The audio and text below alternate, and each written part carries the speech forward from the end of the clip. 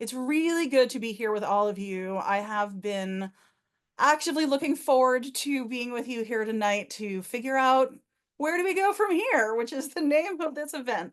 My name is Jacqueline Friedman. I am the founder and executive director of Educate Us. We are a C4 advocacy organization working toward a country that has universal access to sex education for every young person in the country. We are not gonna stop, you guys. We are not gonna stop.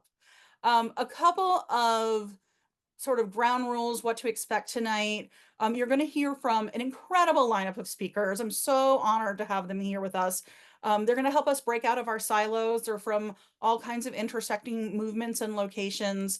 And they're going to talk about sex ed from a variety of perspectives that they bring. I also want to acknowledge that many of you in the audience would also have been incredible panelists tonight. We are super lucky to have a really deep bench in this movement, and we consider this the beginning of a conversation and absolutely not the end. And hopefully we'll get to feature many of you as well. Do feel free to ask questions as we go using the chat feature. Candace is going to keep an eye on it. We will also have a time at the end for Q&As if possible, but I have invited all of our speakers tonight to keep an eye on the questions and answer them if they want to, sort of as they go. So don't hold your questions for the end. Don't be a jerk. If you're a jerk, we're going to kick you out of the Zoom. That's the whole thing. Just don't. I would love for all of you to take a minute now to introduce yourselves in the chat, whatever you want to share about yourselves and where you're coming from, where you're zooming in from, who you are, if you're connected with an organization or something you want to highlight, have at it in the chat, so that everyone can know who's in the room together. Okay. I'm gonna leave a couple. I was supposed to say that while I was talking about those things because now I'm supposed to move into the grounding exercise, um, which is not conducive to you also introducing yourselves to each other. So what I actually think I'm going to do is give my own opening remarks, and then we'll do the grounding exercise, and then we'll move into the speakers, so that you do have time to chat with each other. Excellent. Moving on the fly. Okay. This is obviously not the moment I was hoping for when we planned this event. But here we are, and I am more committed than ever to our mission to make sure every young person in this country has the sex education they need and deserve, no exceptions. And we all need and deserve for young people to have sex ed, not just those individual young people, because sex ed is an antidote to fascism, because community is an antidote to fascism, and sex ed equips young people with the skills they need, things like consent, bodily autonomy, respect for each other, knowing how to handle rejection, knowing how to build healthy relationships and navigate conflict peacefully. All those skills help them to build beloved community and are deeply anti-fascist. And for that reason, you being here in our community tonight is in itself incredibly powerful. And so we deeply, deeply appreciate you. Here are a few things that I do know. None of us tonight have all the answers, but we're hoping collectively to start laying out some useful things. Here are some things that I know. The old tactics are not going to be enough. Whatever we have been doing ourselves, our organizations, our communities, it's not going to be enough. Now is a time to get creative. I was actually talking to Soraya, one of our panelists, early today about how this is the moment for the chaotic oriented folks. um, and honestly, counterintuitively, given the gravity of what we're up against, like now's the time also to get playful. Our movements have to be attention grabbing. They have to be unpredictable. They have to seem like a fun place to be. I don't know how many of you this week saw the news about the Onion buying InfoWars, but that is the energy I'm talking about. Chaotic good. Maybe you don't see it this way, and that is fine. We also have to resist the urge to turn on each other when we disagree about tactics. We have to save our energy for fighting with the enemy, not each other. And we also have to resist the urge to succumb to narratives just because they confirm either our worst fears or our best hopes. For example, I think it's really important for us all to know that Trump did not actually win, does not seem to have won a majority of the popular vote, even though that keeps getting said. Vote counting is actually still continuing, which you will actually hear from one of our speakers tonight. But as of now, he's actually fallen slightly short of a majority, just shy of 50% in the popular vote, according to Cook Political Report. And I think it's important to say out loud, not only did most people in this country not vote for him, most voters in this country don't seem to have voted for him either. Relatedly, despite what you may have heard, there's actually not evidence that many voters who voted for Biden in 2020 swung to Trump in 2024. Look, most of what we know right now is just from exit polls, which are notoriously unreliable. So we also have to be humble and say we don't know much at all. But even the exit polls don't show that. What the exit polls show is a lot of voters who showed up to vote for Biden in 2020 just didn't show up to vote at all this year. And that doesn't change who's in charge of the federal government in January.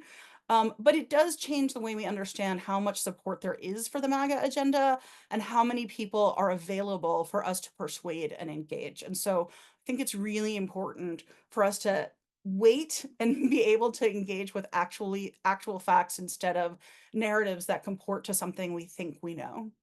Um, Okay, but as for the federal government, we see that there are three possible realities we could find ourselves in 2025. The best case scenario is they don't get to a tax on sex ed very quickly, if at all. And we just find it much harder on a state and local level to keep schools maintaining their sex ed or possibly improving it because they may be losing funding if the Department of Ed goes away or if there's cutting funding for a variety of reasons, or because they're obeying in advance, which is something I'm sure speakers are going to talk about tonight. So we're going to have hard fights in terms of keeping sex ed in schools in that instance. The middle case is that it becomes functionally impossible to teach sex ed in schools. Project 2025 does call for making it legal for parents to sue schools that teach their kids something they don't want their kid to learn. We do think if that happens, if that becomes legal precedent or law, that most schools will have a hard time being convinced to keep sex ed because it'll be the first thing they see as a risk. And then, of course, the worst case scenario provided for in Project 2025 is a total ban on teaching sex ed to minors because it will be categorized as pornography and pornography would be banned. Look, I don't like any of those scenarios. But what I do want to say is we don't know which are going to happen and we don't know which are going to happen how soon. We know what they want to do, but we don't know what they're going to be able to do or what they're going to prioritize doing. We do know that one of the number one factors to predict whether someone has an authoritarian mindset, whether they're vulnerable to authoritarianism or not, is if they have a low tolerance for ambiguity. Because ambiguity is stressful. And the authoritarian says, you don't have to worry about ambiguity. I'm going to make everything black and white and take care of it for you. If people have high tolerance for ambiguity, then they're resistant to authoritarianism. And so it's on us even more so right now to build our own tolerance for ambiguity as a means of resistance. So we have to simultaneously confront and prepare for the worst possible outcomes that could happen, while also holding open the possibility that we will be able to stop these outcomes and build a better future together sooner rather than later. Where will reality fall between those points? Nobody knows because it is not yet written. We in this room are going to get to participate in authoring that future. And that is what we're here to work on tonight together. So that is the wisdom that I have to offer tonight. I'm going to now close the chat so that you can communicate with us, the panelists, but you cannot continue to communicate with each other. We would love to keep it open, but we also have security concerns tonight and we don't want there to be disruptions. But if you do have questions or thoughts that you want those of us who are hosts and panelists to see, please keep them coming in the chat. That's how to communicate with us and get questions that we will see. So I'm going to switch that off now. And we're going to do a little grounding together.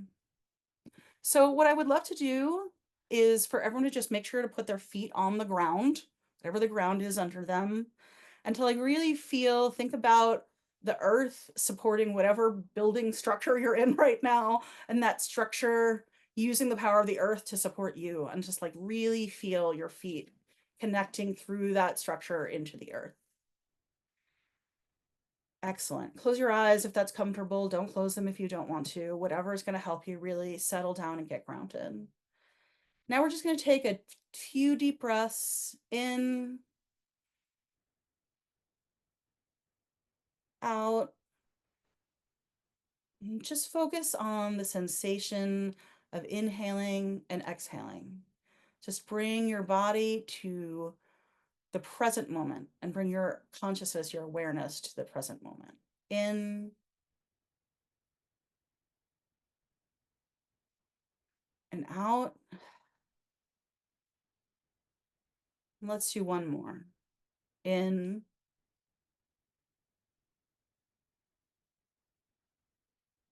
and out. And I just want to say, whoever you are, whatever has brought you here tonight, you belong here just as you are. And I'm really glad that you're here with us.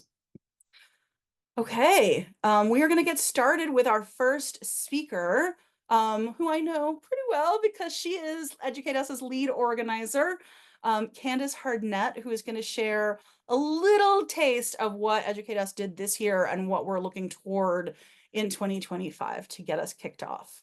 So, Candace, I don't know if you've pinned yourself or how we're doing on pinning, but take it away. Excellent. Yes, I did pin myself and I unpinned you. Please excuse some of the delay there. Thank you all. Welcome, everyone. I am really excited to be here. I don't know how much you all know about my bio, but just a little bit. I am a U.S. Marine veteran, and so many of the skills that I learned in the Marine Corps, I actually use in the work that I do here at Educate Us, especially in times like this. For Marines, mission is absolutely everything. Just a little story. During the Korean War, the Marines were surrounded and needed to act really quickly. The order was given to retreat to another region. And when they asked about that decision, Major General Oliver Smith delivered his famous quote, and a quote that has stuck with me since I learned it, which was, "Retreat hell, we're just attacking in a different direction." The results of this election have not deterred us from our mission. In fact, it strengthened our resolve. Our focus and philosophy at Educate Us has always been to build power locally so that the communities that we work with can grow stronger and be more resilient. And so now more than ever, progressives need to focus on community building and local organizing. And that's why Educate Us will be doubling down on our investment in local communities this coming year. And we're exploring new and innovative ways to do that. I'll talk about a few. So in 2024, we improved our relational organizing programs. Just to kind of give you all, sometimes you may have heard that called friend banking, give you a little backstory or a little background on what that is. Unlike traditional phone banking or door knocking, friend banking is powered by relationships. So people reach out to the people that they already know, talk to them about an issue that's important to them. And people are 30 times more likely to actually do something if the friend that they're talking to asks them to do it. So we leverage that power. We leverage the power of relationships to reach over 7,000 people this year. We told them about Project 2025's harmful agenda to ban sex ed. We told them about extremist schemes to purge voter registrations in swing states, including Georgia, where I live. And over 100 people fixed their voter status or registered for the first time through those conversations. We taught our endorsed candidates to use friend banking to reach voters and to also find volunteers.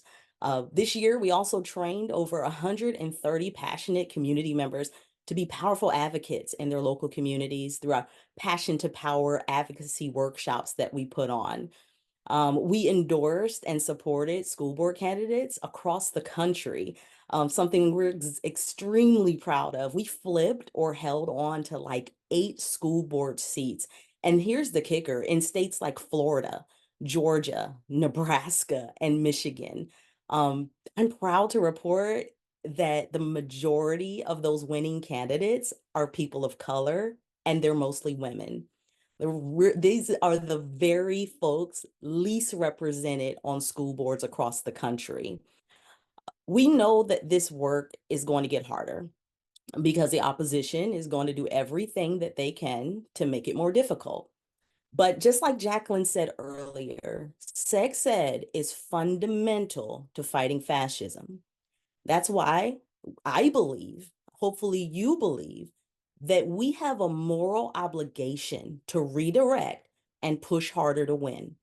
That's why we're going to focus on relational organizing even more to build a network to connect us so that we can disseminate information peer to peer.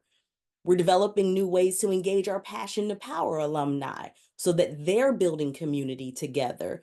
And then they can also continue to practice their advocacy skills to stay ready for opportunities that may come about. We say this in the Marine Corps, we say you have to stay ready so you don't have to get ready. So we're going to continue to work with our school board candidates as we've done to develop winning strategies so school board members don't run unopposed. We're going to, in doing so, prevent far-right extremist takeovers and combat voter apathy by recruiting more young people to get involved, not just as campaign volunteers and voters, but also as people that are running candidates themselves for local school boards. We're doing that with the help of our youth advisory board. And we won't just be providing candidates with essential resources. We're going to be increasing our work with the elected officials that we have connected with as well, because school board members will need all of us backing them now more than ever and sticking up for sex ed, even in the face of fascist pressure, So we're more fired up, in other words, because of this election. We're fired up because we know that there's work to do. We're ready to attack in a different direction because our mission is critical and we're going to fight for it because we can win. We must win. We will win if we do this together. So thank you all so much for being here and thank you for your time. And thank you, Candace. And also, can you pin me back? Because I never remember where it is. Candace is our pinner tonight. Um, so Candace, I heard you say a bunch of things. I heard you say relationships are everything and building our next networks are everything. I heard you say we need to be ready so we don't have to get ready. I heard you say we are not deterred. And we cannot be deterred. Are there other things you want me to top line here? I think just the passion, hopefully everyone is feeling it. Like I said, we redirect whenever there is an issue with the mission is always center, and we redirect to get to that mission no matter what. Yes, constantly. I think that like flexibility, right? Like that the redirection, rerouting. Okay, this isn't working. Like, let's just be like, okay, we're gonna try a different thing now, but we're not gonna be deterred. I also want to lift up a couple of other things that I gave Candace 4 minutes, and Candace is like really disciplined and would not go over 4 minutes. But there are a couple of other things I want to talk about up front that Educate Us did this year that I want everyone to know about. The one is the digital ad campaign that we produced, which we are white labeling to the field, including some folks here are using our ads. We made digital ads to produce support for and action for sex ed. And everyone in this room probably could license them from us for free 99 because we want people to be able to get the message out and use them for whatever work that you're advocating for around sex ed. So I want to lift that up. And I also want to talk briefly about deep canvassing, especially because of our next speaker. We have been working for a couple of years to develop a script to really improve our ability to do one-on-one persuasion, whether that's door knocking, whether that's phone banking, or whether that's like you're trying to meet with a school board member or a superintendent. Those one-on-one conversations where somebody is not hard opposed, but they're kind of hung up. And let's be honest, most of the time they are hung up about gender anxiety, shall we say. Um, and we're really excited to say that we have developed an effective script that helps people who are hung up around teaching kids about gender identity as part of sex ed that we'll be rolling out in the new year. So you can be looking for us to have that available in January, if not sooner. We're putting the final touches on figuring out how we're going to be training on it. But this technique, this deep canvassing technique, which Vivian, I suspect, is going to talk more about, so I won't go on about, is so much more effective than sort of old school persuasion styles that, like, if I told you about the studies, like, you would think I'd made up those numbers. So we're really excited about that as well.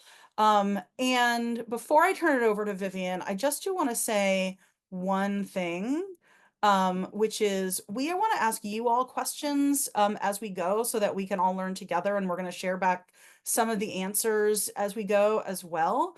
The first question we have to ask you that I'd love for you to think about, everyone in attendance, that you can use the chat to give us answers for is, what are you, we just talked to you about some of the things that Educate Us is prepared to do and are preparing to do. What are you feeling most prepared to contribute right now before we get started to contribute to the fight for sex education in 2025? What do we already have on hand amongst everyone's here? So use the chat to message hosts and panelists, and Candace is going to lift up some of those answers after we hear from Vivian. Vivian Topping is a powerhouse whose title I've just forgotten, so I'm looking it up. Okay.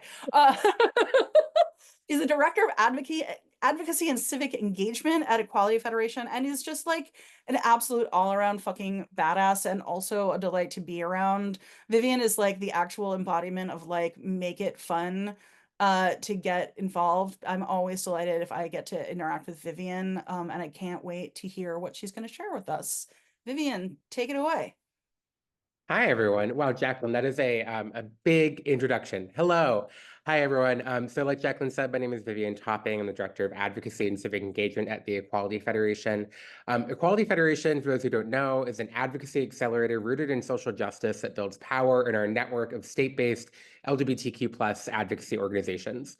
We believe that the greatest opportunities for victory to improve the lives of LGBTQ plus people are in the states. We partner with about 49 state organizations across 40 states to drive lasting change. And our state partners form the largest national network advocating for LGBTQ plus equality and liberation. We use this network model to ensure that advocates are pooling resources, learning from each other, and developing best practices to avoid redundancy. So a few things that I just want to start with here. So number one, yes, the election was very difficult. It was hard. Awful things happened. And there are still wins to celebrate in the states. 7 different states passed measures protecting abortion, including states like Montana and Missouri, states that I think a lot of folks would assume would not do that. They all passed. 7 different states did this. And in Florida, where it didn't pass, it still got the majority of the vote. But because of a law in Florida, because it didn't get 60%, it didn't work. We also have elected new queer and trans people to office. So Julie Johnson is actually the first out LGBTQ plus person from the South to be elected to Congress. And then we also have Sarah McBride, who is the first trans woman to be elected to Congress ever. We also, in states like Missouri, saw wins there. Wick Thomas, who is a non-binary state representative, was elected to office in Missouri. And in Montana and North Carolina, we were able to break veto-proof supermajorities. So they do not just have carte blanche to do whatever they want in different legislatures. You know, I think I start with that because I think that so many folks have fallen right into despair. And have fallen into the space where the narrative in your head is that nothing we do matters and that nothing we do can win. And the truth is, that's not true. Like, we actually can do so much amazing work when we organize and we work together. And we see that in the wins that we see across the country around queer and trans people.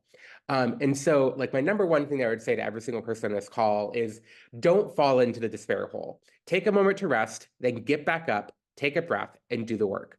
There have been too many people who have fought for us all over the years to get to where we are for us to suddenly decide that we're going to give up and back down. I'm not going to do that. You know, a couple of things that we want to really think about moving forward.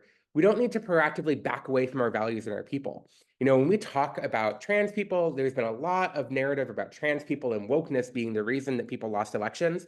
And when you actually look at even the exit polls that we have, trans people have been listed dead last as a reason. every single time. That is not actually the reason. The culture wars are not the reason that we lost this election. The reason that we lost this election is because people are dealing with economic hardship and people need help. And the previous administration was not doing enough to speak to them.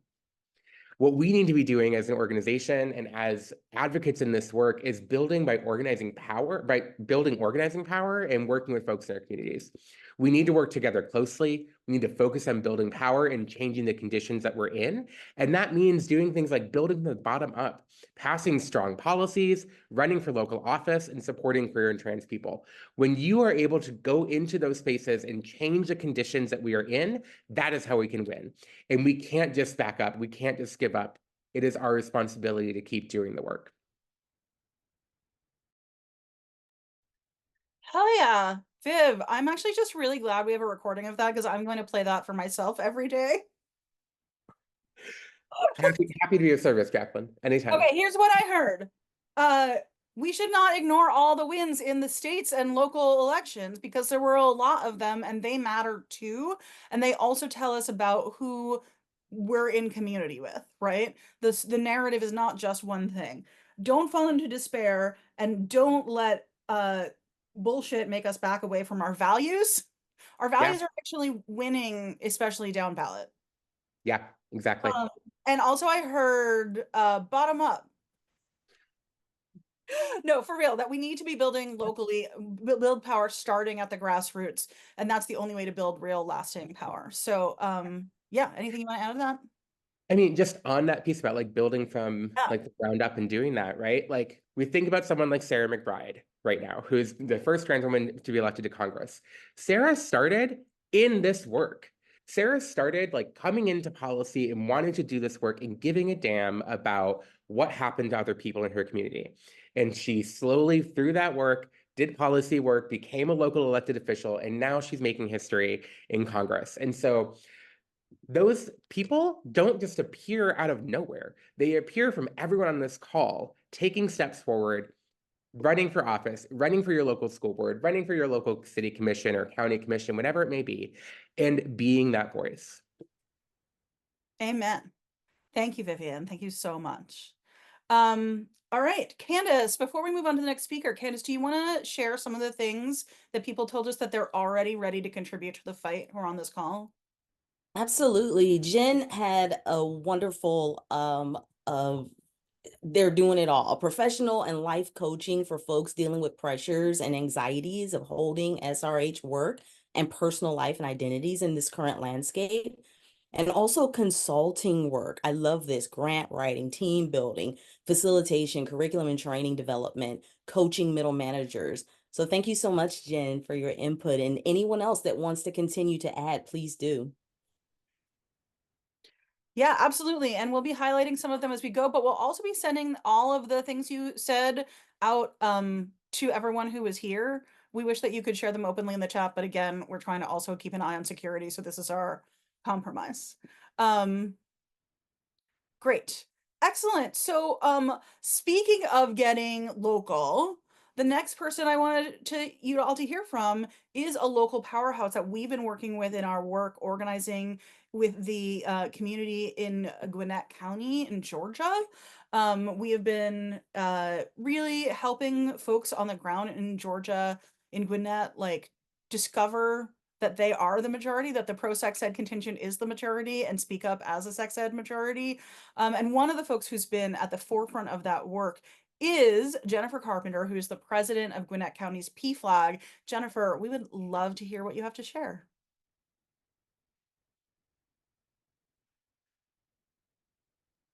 Sorry, almost forgot to unmute myself. So, yes, I'm Jennifer. I am the president of PFLAG in Lawrenceville. I'm the parent of two teens who attend Gwinnett County Public Schools. I have a trans son and a queer daughter, and I'm a pansexual woman myself. I also attend Georgia State University. I'm finishing a PhD there, and my research is focused on transgender issues in reentry from incarceration.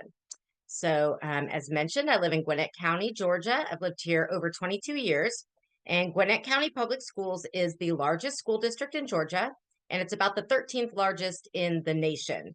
I came into the fight for comprehensive and inclusive sex ed earlier this year, and I've been very busy since the spring with raising awareness to the issue that Gwinnett County Public Schools has not updated its abstinence-only sex ed curriculum in close to 30 years.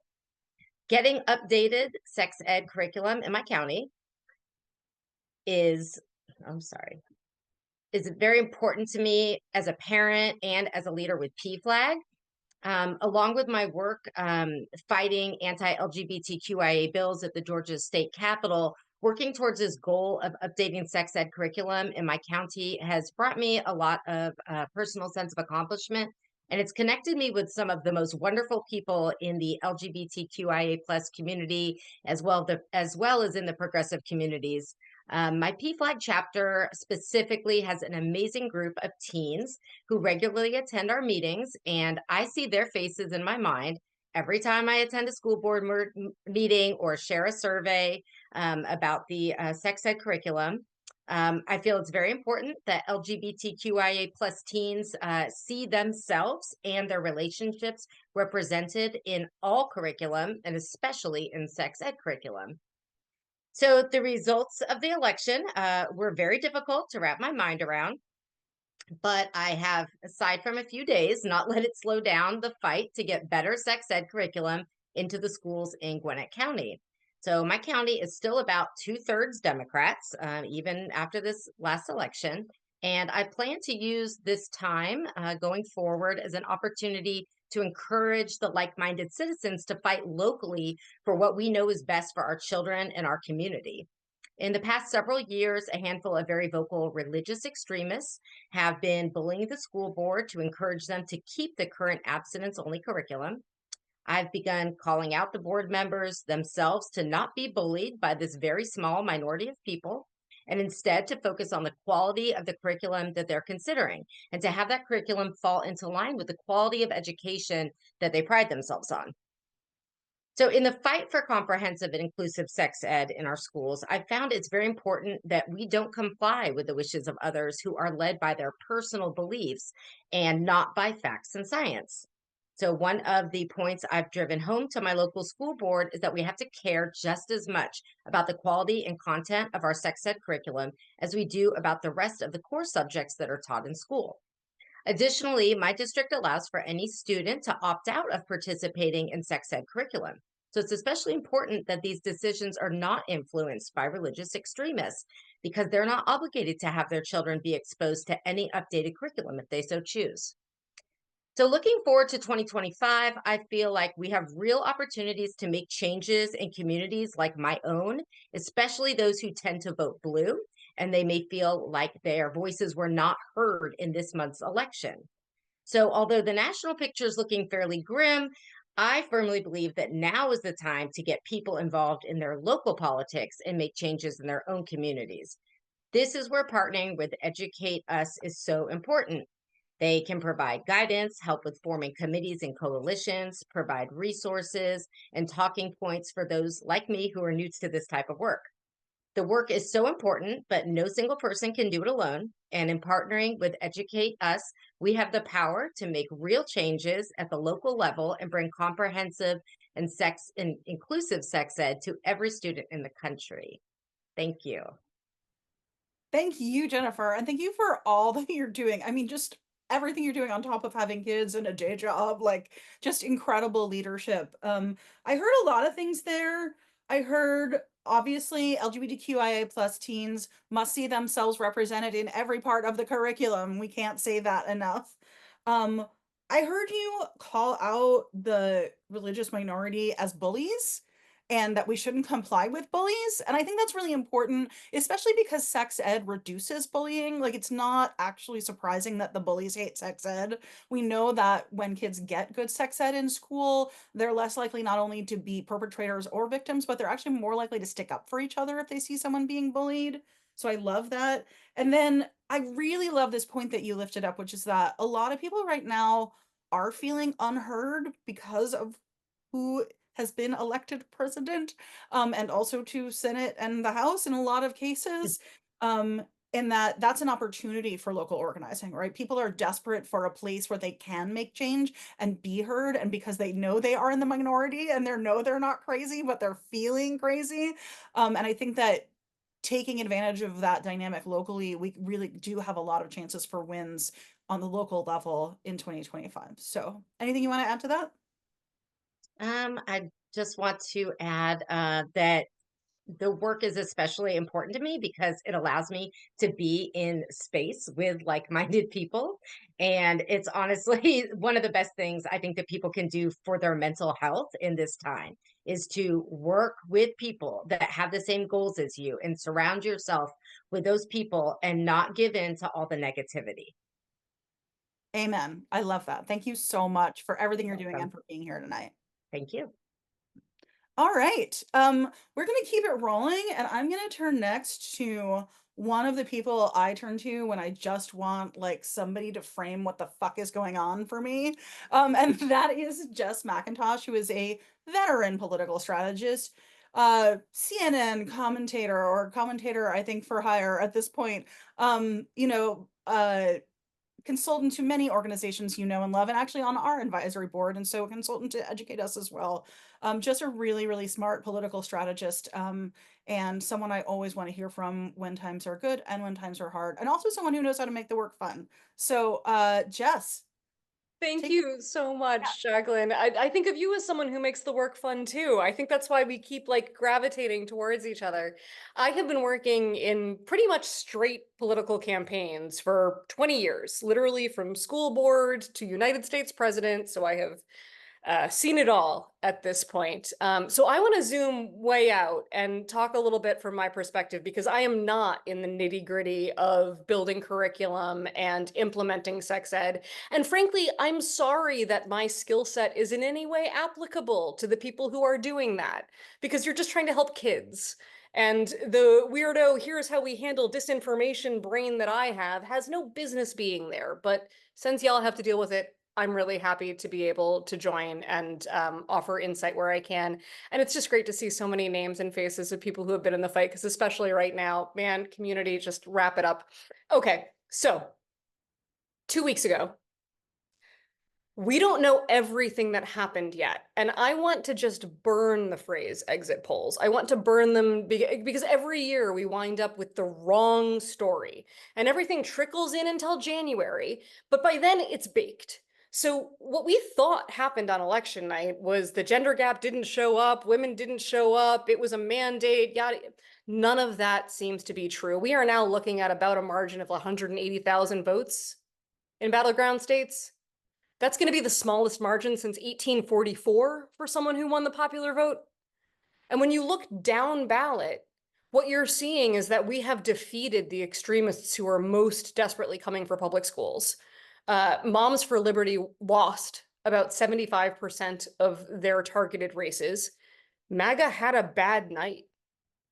And that's not the story that we got a couple weeks ago. Trump had a good night. I'm not trying to sugarcoat it, but this is also the truth. And the truth is that people are with us. Public education is popular. Sex ed is popular. Banning books and outlawing American history are not. And that continues to be the case, regardless of how people voted at the top of the ticket. There's a lot of reasons for that. This isn't the call for that. This is to remind us that it's really important to remember the wins. Demoralization is an enormous part of their strategy.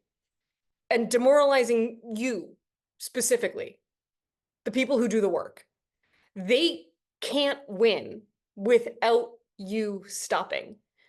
Disinformation is how they win, and disinformation requires a vacuum, and they've built a very, very good one on their side, but our reality is actually bigger.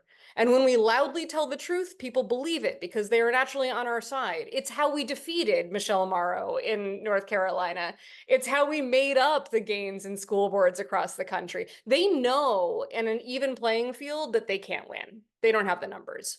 And that's why they rig the game. It's up to us to point out their tactics and to flood the zone with truth. Like, it's up to us to say no to the bait. So I wanna talk about the change my mind guy for a hot second, because I think this is really going to be important in the coming months.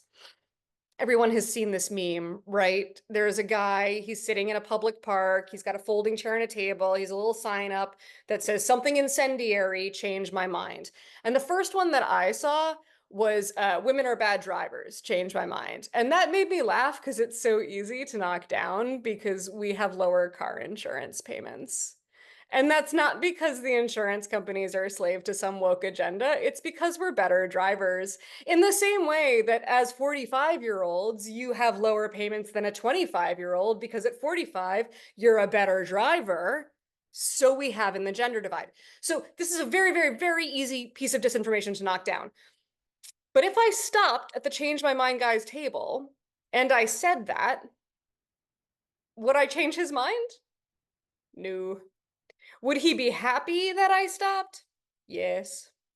And the point is not to debate me, it's to waste my time. He wants me to spend my time and energy trying to convince him in the same way that if a Republican happens to text me before election to be like, hey, are you coming out? I will ask them a million questions. I will keep them on the text as long as I possibly can. I will miss seeing friends so I can stay on the phone to ask them what I want to waste their time. I don't want them to move on to the next caller. And they do the same thing to us. So I want you to be on guard for the change my mind guy.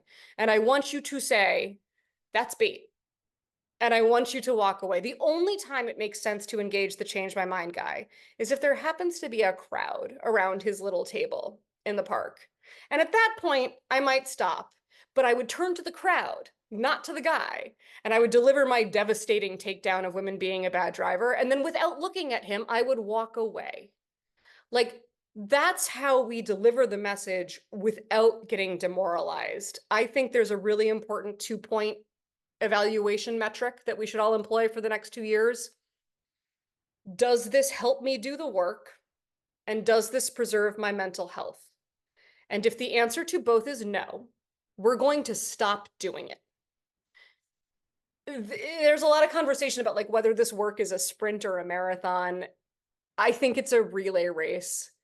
Like we run with the baton for as long as we can, and when we can't anymore, we pass it to the next generation and they run and they do their best with it.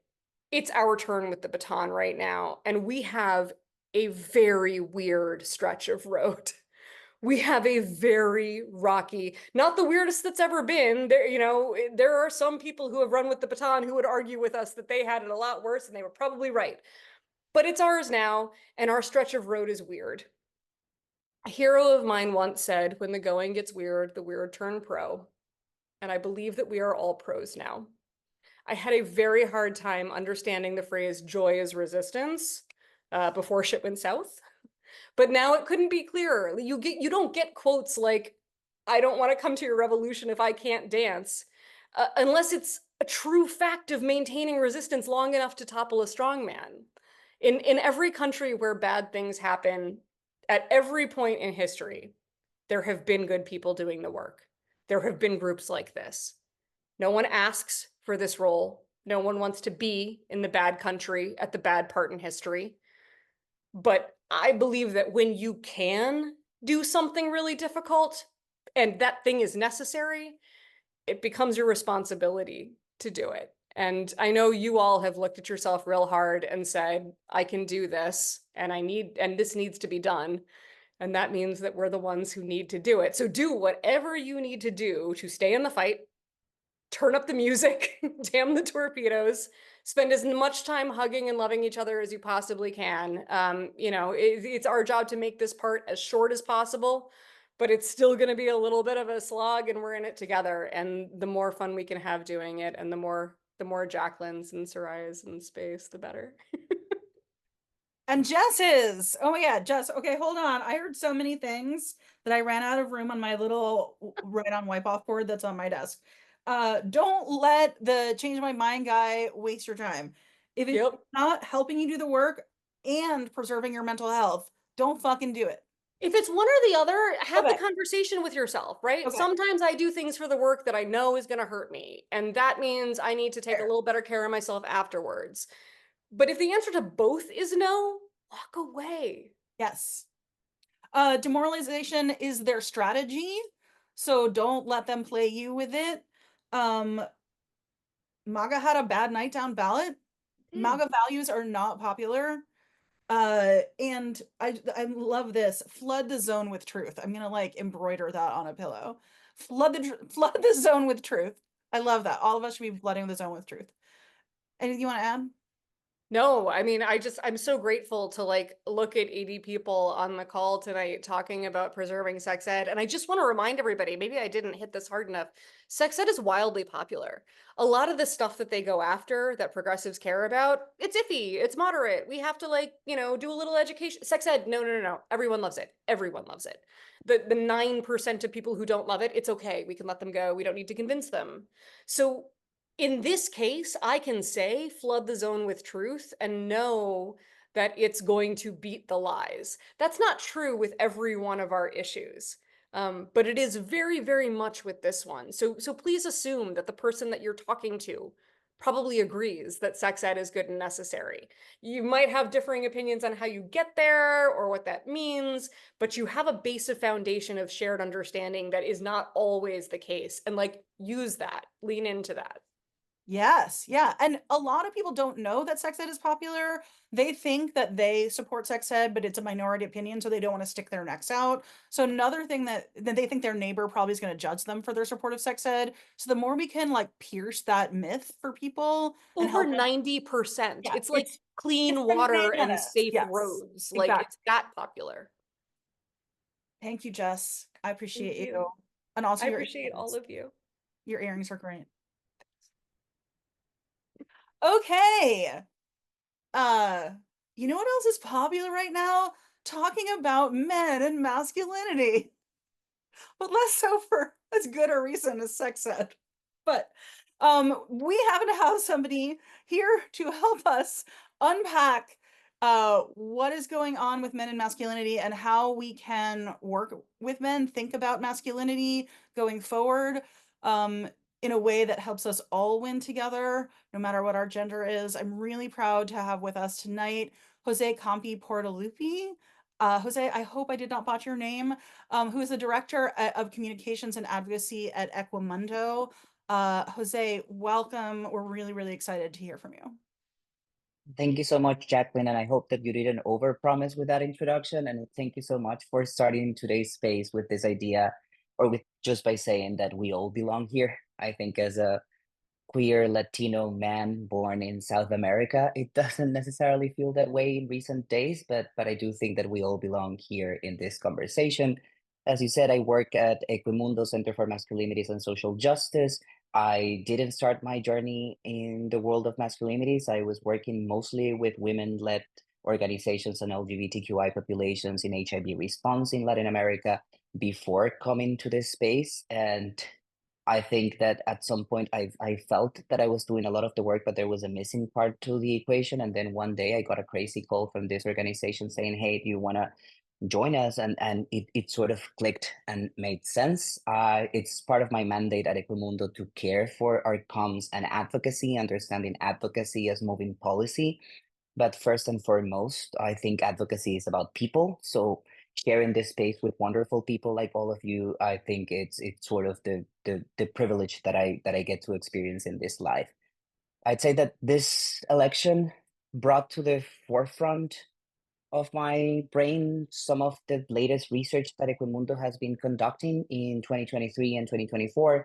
We launched two big reports, The State of American Men and The Manosphere Rewired. In them, we found that 5 out of 10 young men and boys disagree that feminism has made America a better place. 2/3 of them are saying that they feel that no one really knows them well, that they haven't had any interaction with folks outside of their household, that their online lives feel like they matter more than their offline lives, if offline lives is even a thing anymore. 45% of them are saying that they trust a manosphere influencer more than the people currently leading the country. And by manosphere influencer, I think we all know some of their names. So Jordan Peterson, Andrew Tate, and it sort of like feels like Voldemort that you don't want to say them, or like Beetlejuice because they might show up, but they're there. And we also found that 4 out of 10 are saying that they have had suicidal thoughts in the last 2 weeks.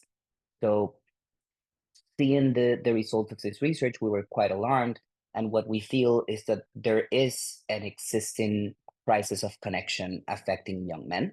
That for a really long time, we may have been at fault on the more progressive side of dismissing that crisis of connection. And that has opened the door for a lot of voices in the far right to co-opt that feeling of being of feeling isolated and of feeling disenfranchised. So while we may agree with some of the symptoms, we vehemently disagree with the causes and the solutions that the Tates of the world are trying to find and put out there.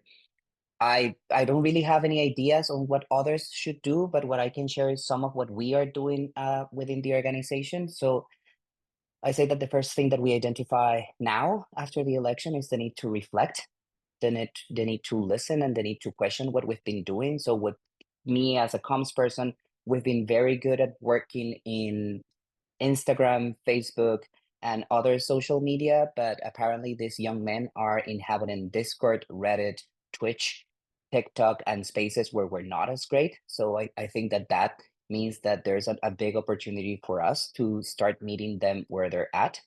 There, as an organization, we also feel that there's a need to pivot. So while we have historically been doing a lot of our work around 68 countries around the world in different continents, we now feel and we're gearing up to do more of that work in the US because we do feel that we need to start at home. We're based in the US, even though a lot of the makeup of the organization has a global quality, especially from people from the global south. But we do feel that if we are housed in DC and if we are housed in the US, we need to lead by example in the place where we're at. We feel that there's a need to adapt the messaging and the work that we're doing. So, well, allyship as a concept resonates with a lot of us. It doesn't necessarily resonate with some folk. And so for some people, it may be that being an ally makes sense. For some, they may need to see their own stake in gender equality, and maybe we need to be better at framing the conversation around that and making it clear that gender equality is good for women. Yes, it's good for gender expansive folk, but it's good for everyone at the end of the day. No man benefits really from those rigid versions of masculinity. They hurt us all. It's not a zero-sum game, but they do hurt us all. We feel that there's a need to, well, as I was saying, meet the men where they're at. And so a lot of what we're doing has to do with moving our programming to those spaces that they're inhabiting. So we're thinking of what would it be to design video games and to produce film and to start curating the content that we need to see. I personally feel, and I don't know if this is the organization, but I personally feel that there's a need to not abandon the spaces that these people are inhabiting. So I've heard a lot of people saying, hey, maybe we should ditch X and go somewhere else. But I'm scared of going into spaces that then can very likely become echo chambers and where we can continue to just speak to the people who already agree with us. And so if X or Twitter or whatever Musk wants to call it is already a scary space, if we're not there, how much scarier that can get. And finally, I'd say that the other thing that we're considering is the need to incubate ideas coming from others. So we're trying to tackle this crisis of connection by trying to design better pathways that offer healthier connection for the people on the other side. And we're doing this by considering the incubation, acceleration, and scale up of ideas. So this is just an invitation to everyone on this call. If there's any ideas that you may have, please share them, bring them forward, and let's see how we can get them done in partnership. Because the one thing that I really know and that I'm certain right now is that we cannot do this alone. We need to do this together. Fantastic. Jose, can you share your contact information if you want folks to reach out to you directly? Like, please feel free to drop that in. And let me tell you what I got.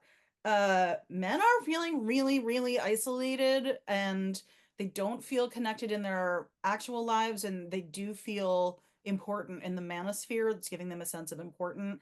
They're having a huge mental health crisis. That suicidality rate is truly eyebrow raising. And that we really need new approaches to reach young men. We need to be creative and think outside of the box and realize that what we have been doing isn't getting the job done the way it needs to be done. And so we need a lot of rethinks, and everyone here in this room could be part of that rethink. And that men really need to understand their own stake in gender equality, that asking men to be an ally or advocate for gender equality because they want to protect women or something like that is just not getting there, but that men need to understand how traditional gender ideology is harming them, which is a tough sell because that's true and also is benefiting them. And that's always feels like a tough Gordian knot. So I'm glad that you are working on untangling it. Anything that you want to add to that?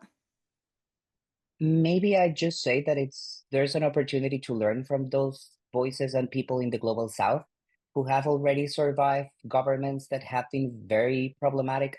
Me in my life, I grew up in a country where it was illegal to be me for the first 10 years of my life, and I've survived 2 coups in my lifetime and one failed coup attempt in my lifetime as well. So there's a lot of knowledge and expertise in dealing with the kind of struggle that we are envisioning that may occur in the States. So I would just say let's reach out to those voices who are also feeling the threat of what this can mean for them in their spaces that they inhabit. But there's there's an opportunity in solidarity and in standing together, I'd say. Absolutely. And I hope that we can follow up and talk about how we can learn from each other as well. Because I think your work is so essential and also would love to learn from those experiences. So thank you so much for being here tonight. I really appreciate it. Okay, before we move to the next speaker, it's going to be time to ask you all another question. Before we do that, Candace, do you have any other comments or answers to the first question that you want to lift up before we move on to the next question? Absolutely. We got some really good some input here. GLI has access to a network of high school students that really care about sex ed, and they're ready to advocate for more inclusive, more comprehensive sex ed where they are. Justine mentioned debunking myths on various topics of sexuality, health, and reproduction. And I love this Audible course, direct education to schools and training future sex educators, which I think is so needed. Not just that, but podcasting and writing a sex ed book for parents. And we love Our Whole Lives, and I know we're going to hear probably a little bit more about the Unitarian Universalist Association and the Our Whole Lives curriculum a little bit later. But they uplifted that it's a secular comprehensive curriculum with optional supplemental faith-based content. So all good stuff. Thank you all for submitting. The Audible course is from Justine Fonte, Megara. Okay. Thank you, Candace. And the next question we want you all in the audience to answer in the chat is this. Wait, I have lost track of it already.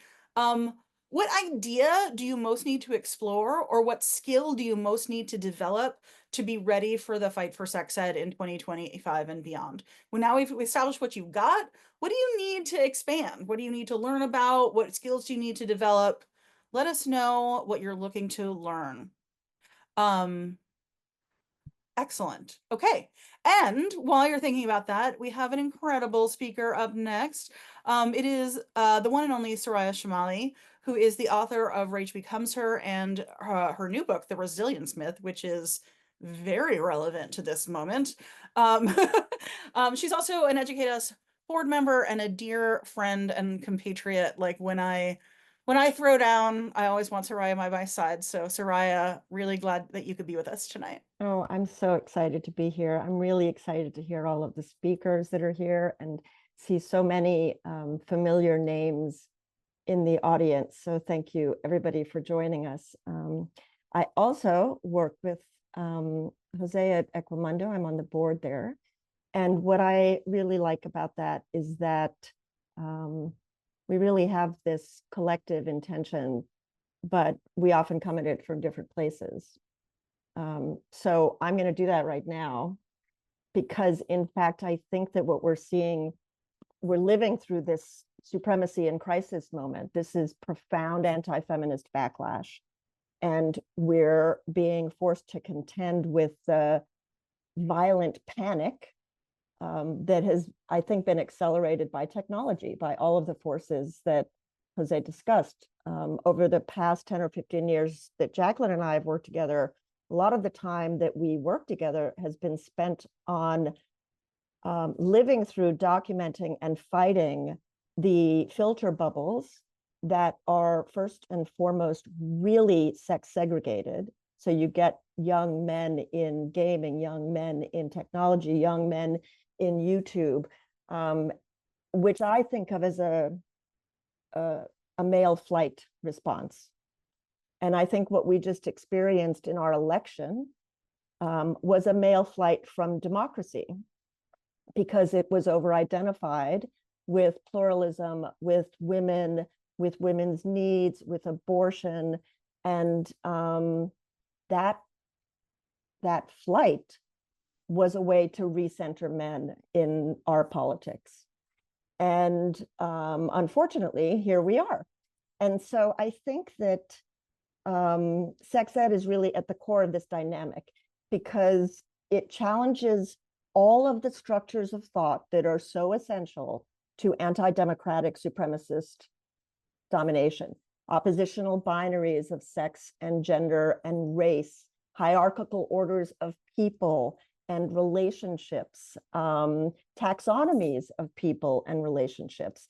And so to maintain all of these, first and foremost, requires controlling sex, requires purity rules, requires control of reproduction and the bodies that reproduce. And so you end up with this linchpin. You end up in the end with male supremacy being the linchpin to racist purity standards, homophobia, transphobia, and the violence that sustain them. More broadly, I think the attack on sex ed is an attack on education, on science, on empathy, on relational care. And what I think is really interesting is that what kids experience when they are denied sex ed in defiance of their own curiosity, their own development, their own wonder, and really sense of civics, right? They recognize in each other the need for this information. What they experience is really what we're experiencing broadly now, which is the broader upside down reality of authoritarianism, right? The idea that they shouldn't have it, that they don't need it, that they can't understand it is just dumb and dumbing down. And so they end up feeling like there's gaslighting, they're subjected to misinformation, they experience cognitive dissonance, which is what we're all going through, right? We understand what we're going through. And so I think that we have to really think about what it means when these opposing forces claim things like family values, right? We need to be very specific about what that means and why we reject it. And so I know I'm going to run out of time. I want to leap to some of the things that Jacqueline asked me to talk about. I think that we are all feeling the sort of overwhelm of these challenges. I think we've all sort of reiterated this idea that none of us are alone and can possibly do what has to be done to be resilient. I always find it helps to break problems down into manageable components. And I think that the ethos that I see, that I'm embracing, that is really a global phenomenon, is the ethos of refusal, and specifically of dynamic transnational feminist refusal of heteropatriarchal violence, norms, the imposition of sort of cisgendered hetero values that we're supposed to assume are naturalized and that aren't the result of history and power. And this refusal is a positive act that includes everything that Jess talked about: the love, the joy, the audacity, the mockery. And so I'm really heartened by this ever widening influence of solidarity politics, of mutual care, and of new ways of being. I'm not sure if I've hit my 4 minutes, Jacqueline, but I think the last thing that I would leave with is that we have to focus on sex ed in schools. It's part of our mission. But I think that a real opportunity for us is to transcend those conventional approaches to sex ed and to really utilize our networks, our solidarity, our technology, our good humor, our art, our music. That is so powerful in the overall movement that we're part of, that I just want to encourage all of us to remember how to think creatively and develop alternative paths to our goals, because the systems in place never served us well and definitely aren't going to serve us in the future. Hell yeah. All right. I heard a bunch of things. I'm going to skip some of them because but that men have fled democracy because democracy has been feminized is a really interesting idea. That I think it's important to say this over and over again, that gender equality is absolutely anathema to authoritarianism and patriarchy, and those traditional ways of control. And that is why they come for us all. That is why it is attacking gender diversity, gender equality, and certainly sex ed and sexual freedom is always a fundamental component of authoritarianism. We have to break problems down. I think that's a really good point. And I always say this when people ask me for advice, like if some problem you're facing feels too overwhelming to make a difference, just define it down, right? Like if you want to change all the sex ed in your state and that feels too overwhelming, think about how you can change it in your district. Think about how you can change it in one high school, right? Like think about how you can change it in one classroom. Like define it down until it feels like you could think about approaching it. Love that. And then feminist refusal. You said something to me about refusal like on election night, honestly, Soraya, and I've been like holding that word in my heart. It's just like refuse, just absolutely refuse, throw spanners in their works by just refusing. And yes, and creative refusal and joyful refusal and chaotic refusal. Yeah. Anything Yeah. you want to add? Yeah, I think Jacqueline and I concluded that she's chaotic good and I'm definitely more like chaotic neutral. Yes.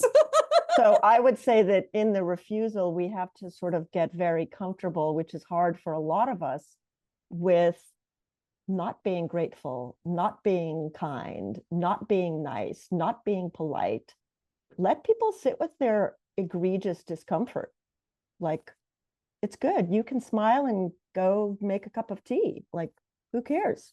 Because I think a lot of this pushback depends on people doing that. And that's part of not acceding before, Yes. you can just be unapologetic. You can refuse and smile, doesn't matter.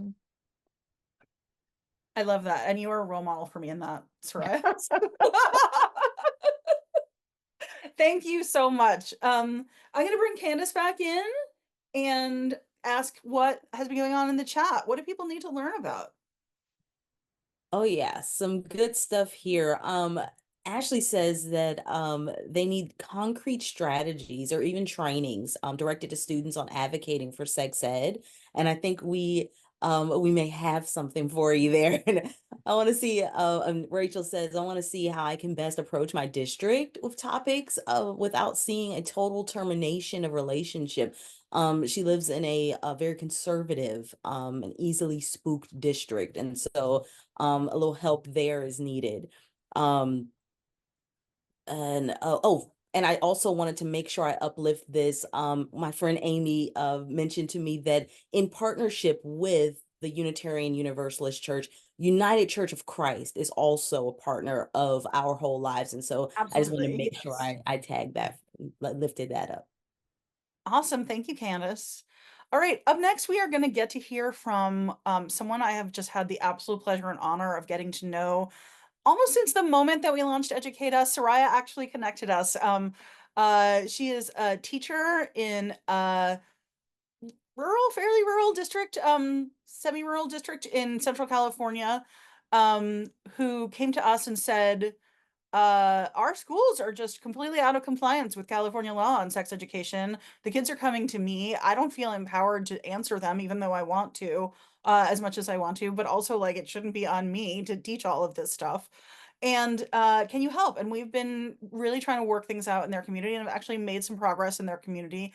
Enough so that Annie Delgado was inspired this year to run for school board herself. And we believe she has won. They actually are still counting the effing votes somehow, but like she has a very comfortable lead, and I'm fairly confident in my heart that she's won. I just don't want to jinx anything. But we would love to hear from you, Annie, about what's been happening in your district, why you ran for school board, and what we can learn from you as we head into some headwinds, shall we say. Well, thank you so much. So yes, I do teach high school women's studies in the Central Valley of California. My county has the third highest teen pregnancy rate in the state. And I believe such factors that contribute to this are our high poverty rate, high unemployment rate, and lack of access to care. So in this past election, my county simultaneously went deep red, and Jacqueline, I can let you know that as of 30 minutes ago, selected me to serve on the local elementary school board with 66% of the vote. So it's kind of an anomaly what takes place in the community. As I knocked on doors throughout my area, people often asked me about my position on reproductive rights, and I didn't think that that would be at the forefront of their minds when they were casting a vote for an elementary school district, but it was. And I welcomed these conversations because I was a candidate endorsed by Educate Us and by Planned Parenthood Marmonte. And I was really positive, encouraged by the positive responses that I received, and that showed me that there is the opportunity for growth and improvement in our area. So as I'm reflecting on 2024 and what we need to do to prepare, I believe it starts with framing sex education as a fundamental right and not a curriculum issue. And maybe that will help those people that you were speaking of earlier who can't handle ambiguity. We need to examine teen pregnancy in our area. When we examine teen pregnancy in our area and my students ask the questions that they have, that was one of the benefits that I had of connecting with Educate Us, because it's clear that the misinformation that they receive, the shame that's often attached to sex, and their lack of knowledge surrounding consent were proving my point that the well-being of young people is a health issue, a human rights issue, and deeply rooted in social equity. So people shouldn't view sex education as a political issue, nor should they treat it as one. I see too many repeated cycles of domestic abuse and teen pregnancy make their way through my classroom. And I see daily that my students want to break these cycles, but they don't have the tools or the support to do this. And so the way that I see this moment right now is it's not a time to sit back or to back down, but instead for us to push forward. And so we have this incredible opportunity now to educate parents, guardians, and community members about how if we restrict sex education, that's going to lead to greater harms, not only for the individual, but for our society. And so this means that all stakeholders need to advocate for sex education curricula that's grounded in scientific evidence, supported by unbiased research, and tailored to the diverse needs of all of our students, and that it's developmentally appropriate for each age group. As I was leaving school today, I was talking to one of my colleagues who teaches health, and she said, there's no way in hell they'll get me to teach abstinence-only education. They can lead me out in handcuffs. And I was like, yes, this is what we need.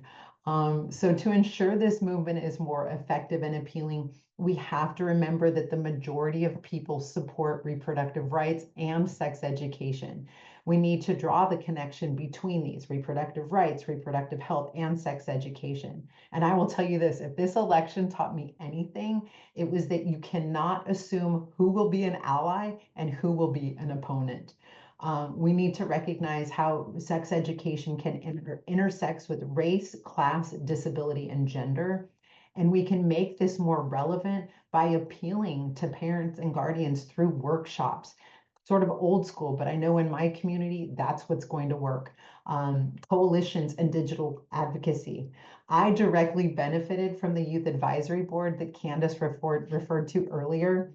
And I can't stress enough that we can learn from people of all ages to remind us that sex education does connect us to climate justice, economic inequality, and racial justice. And I think my time's up.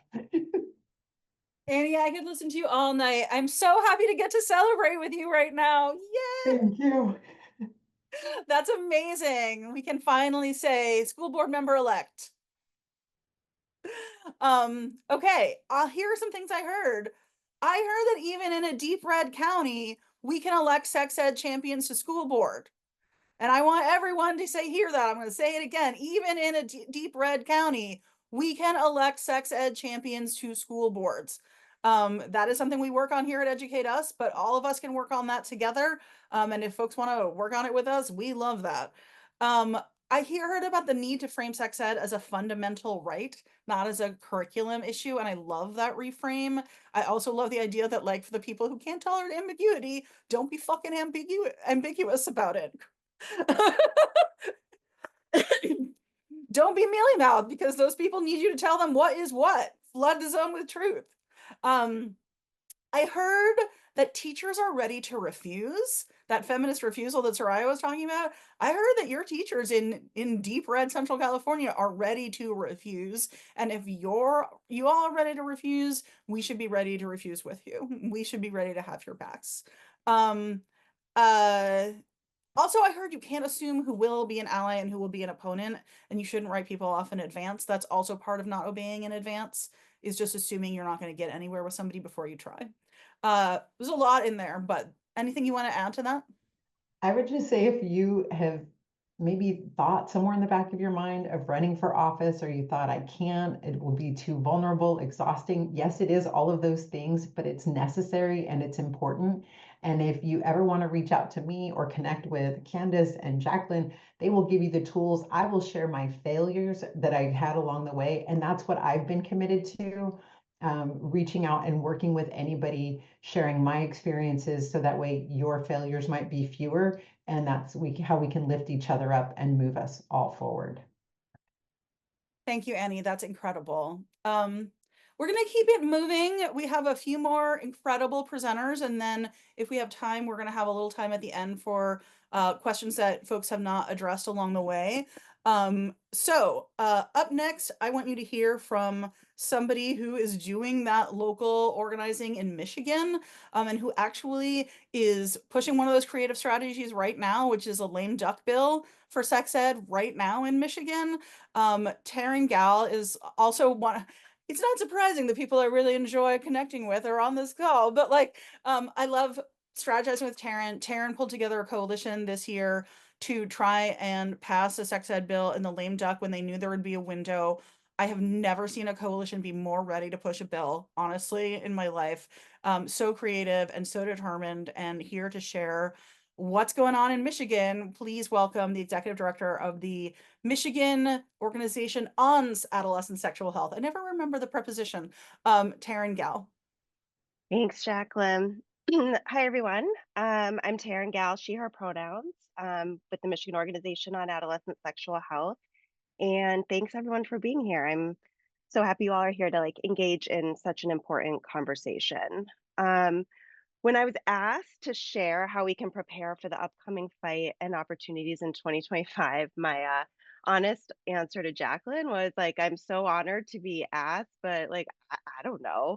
I don't know how to prepare for this upcoming fight. It feels like we're preparing for a game where we don't know the rules. Are there going to be any rules? Our old tools won't work, was said earlier. Our old plays won't work. Are there going to be referees? Are those referees even going to show up? I'll stop making the sports analogies. I could keep going. You get it. But we are, a lot of us here are nonprofits, and we I have to keep remembering we're scrappy and we're creative and we're adaptive. And while this moment is new, uncertainty isn't. And we've faced hatred and ignorance and intolerance and injustice before.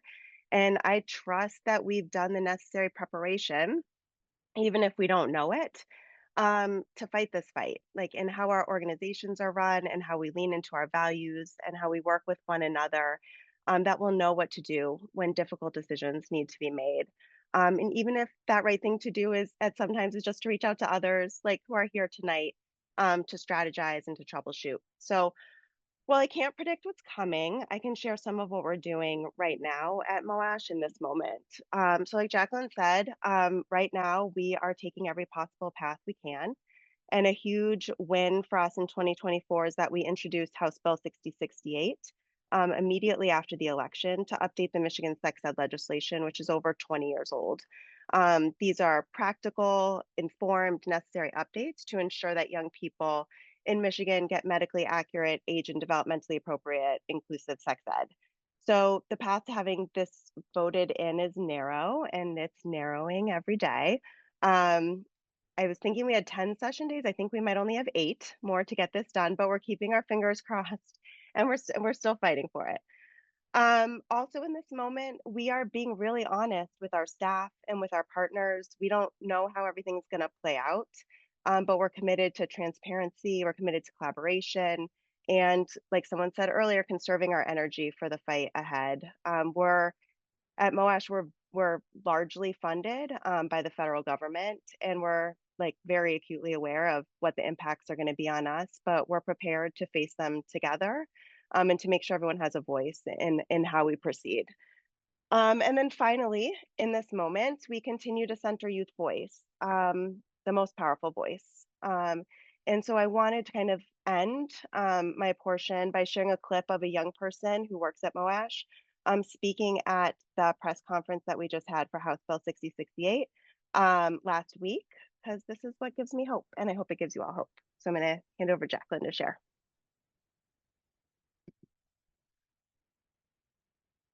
Michigan is a place of incredible diversity. Our communities are rich with people of all backgrounds, identities, and stories. And as a young person growing up in this beautiful state, I have seen how much we have to gain by celebrating everyone in our vision for education and health. Together, we're choosing to uplift and empower all of our young people, and I couldn't be more excited about the future that lies ahead for our students and my future patients. Thank you so much for being here. Yeah, Okay. so that was Nupur Huria, who was a youth advisory council member with us, and then a co-facilitator for one of our councils, and now is on staff, and she's amazing. So wanted to share that with everyone. Thank you. Okay, I heard a bunch of things from you, Taryn. One, I really love the honesty of like my response was I don't know. Like I've had so much I don't know response. If I'm being really transparent, I'm inspired by you. Like I've been really stressed about this event tonight because I'm like, everyone's gonna be looking to me to know what we should do. And this is a big moment and I feel a little small against it also. So I actually think that's real leadership to just say like when we don't know. And that's going to be part of inviting other folks in to problem solve with us. I heard you say you were throwing everything at the wall for this bill, and you don't know what the playbook is, but you're playing the game anyway, and you're just going to keep playing. And I heard you say that we need to be transparent with the folks we're working about what the circumstances are we're working in, and what we can and can't control, and what we can and can't predict. And I also heard about the absolute importance to center young people in the work and to let them lead, not just sort of let them show up. Um, as window dressing. And I couldn't agree with you more. We'll definitely be hearing more about that in the next couple of presenters, which, I certainly planned in advance. Yeah, anything you want to add to that? No, just thank you. And thanks to Taryn, everyone else who's speaking tonight. I'm really grateful to you for modeling that vulnerability in leadership, because I think vulnerability is a type of ambiguity that authoritarians can't tolerate, and like being real about how we're feeling is actually a kind of resistance and refusal also. So thank you. Okay, where are we?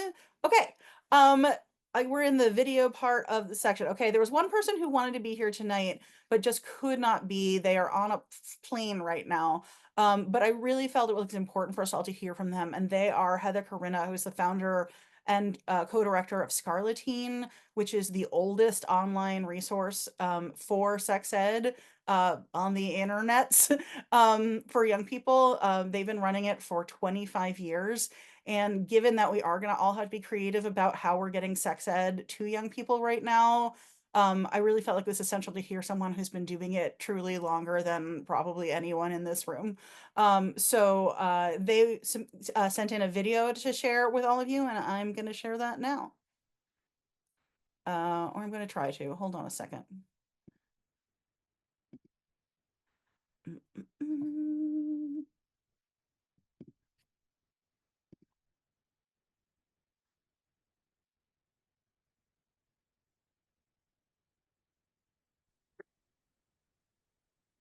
Hi, I'm really glad to be here. I'm sorry that I have to video in, but while you're watching this, I'm on a plane.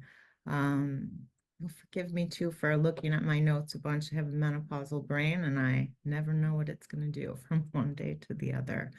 I'm glad we're all here today. The things that I really wanted to focus on today have to do with not obeying in advance. You might have heard other people saying this lately. It's from a pamphlet that Timothy Snyder wrote called On Tyranny. It's quite excellent. Not obeying in advance means that we don't do things ahead of what we think is coming with this administration to try and protect ourselves. It's understandable that we want to protect ourselves, and by all means, we always get to, and we should. We need to decide what level of risk we have the capacity and willingness to take. And there's no right or wrong there. We all know that's very personal. But I think that there are some ways to try and reduce that risk, which would be grave errors. I hope that one way that our field and anyone in it doesn't do that is by limiting, hiding, making excuses for, or outright excluding certain kinds of content that feel the least safe or the most risky. I'm talking about content like queer and trans content, pleasure-focused work, information about abortion, youth rights information, anything else that feels like you want to hide it or pretend like you don't do it, or kind of put it underneath things for fear from the front of getting caught. The thing is that young people are going to need this content more than ever, and we also need to be less afraid so that they can be less afraid. I really think we need to keep centering young people and taking our cues, excuse me, about what to teach rather than projecting our own ideas onto them. That's always a really important tenet in sex ed. But right now, imagine, if you will, trying to start dating in a landscape, for instance, where a young man can say in front of millions of people, "Your body, my choice," without consequence and with applause. Imagine trying to start your sex life in an environment where you literally don't know what your reproductive choices are going to be, where you live from one day to the next, or where a political party weaponizes your gender identity for personal gain. I didn't grow up like this. A lot of people I know didn't grow up like this. We're only going to know what young people need in this by listening to them and to responding to what they ask us for. I'd also implore you to keep doing everything you can to provide sex and relationships education online, whether that's by supporting or pitching in with an organization like Scarletine, running or starting your own website, or using social media to do it. Quality online sex education has always been invaluable to young people, especially those without access to good sex education at school or at home. We're probably going to see that access continue to shrink over the next 4 years. It's a lot easier to stop people from providing and accessing sex ed in person than it is online. So don't stop fighting for sex ed in schools and communities and at home, but please don't forget that we can reach millions of people online. The last thing I just want to put out there and remind everybody of is that I think it's easy to forget, especially in moments like this where we're all so scared and kind of scrambling, that we are already countering this just by doing our job of providing comprehensive, excellent sex education, good sex education, the kind that's rooted in individual, mutual, and collective autonomy, pleasure, shared freedom, power, and responsibility, that talks about consent, that's respectful, that's caring, that encourages connection, that's factual, that's affirming and shame-free. All by itself is anti-fascist, because all of that is counter to fascism. So just by continuing to do our jobs, we're resisting and countering and teaching young people to resist and counter the worst of what this administration will bring. Thanks, everyone. Keep doing the work. So thank you to Heather. Obviously, those really important words. I want to lift up centering young people, listening to young people and what they need. I want to lift up the need for teaching sex ed in multiplicity of ways. I do want to point out, as I couldn't agree more with Heather about the need for online sex ed as one of our strategies, but also that means we need to fight for sex ed to be able to be accessed online. There was a bill introduced last week in Texas that would enable people who live in Texas to sue internet service providers who allow information about abortion, how to get an abortion, to be accessed through their services. We know that Texas is a proving ground for all kinds of bad strategies that they want to try out. If it gets any traction, we can expect to see those kinds of bills in other places and about other issues beyond just abortion. Not that abortion isn't bad enough. So we need to be ready to fight on issues that don't immediately seem like our issue, because they're all our issues now. If we want to keep being able to teach sex ed and have young people access sex ed online, we need to be fighting this fight about internet providers and abortion access in Texas. So we need to be creative and also make sure we're keeping our finger on the pulse in terms of that stuff. I also heard donate in advance, and I heard again a theme that keeps being repeated, which is sex ed in itself is a form of resistance to fascism and an effective form. And I love that for us. Let me just get back over to my run of show so I can remember what we're doing next. Okay, we have 3 more incredible presenters. But before we do that, we have one more question we want you to answer, and that is, I want everyone here to think blue sky together for a minute. What are the things we could do together to fight for sex education in the new landscape if we had enough resources, right? Like, don't worry about, can you personally take it on? Can your organization take it on? If we had the resources, what would you like to see us as a movement do together? You can put those in the chat, and after our next speaker, we will hear some of the answers that Candace will share.